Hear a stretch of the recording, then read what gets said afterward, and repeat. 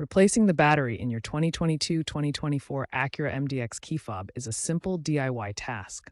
The key fob uses a CR232 battery, which you can find at most electronics stores or online retailers like Amazon and Walmart. You'll also need a small flathead screwdriver or pry tool. The process involves carefully opening the fob, removing the old battery, inserting the new one, and snapping the fob back together.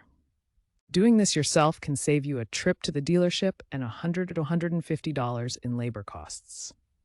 First, gently pry open the key fob along the seam using your tool, being careful not to force it. Remove the old CR232 battery, noting the correct polarity with the positive side up.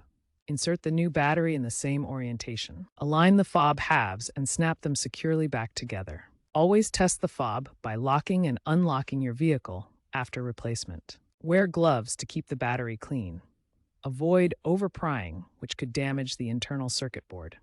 Battery life typically lasts 1 to 2 years, but check it annually. Remember to dispose of your old batteries responsibly by looking for lithium recycling programs.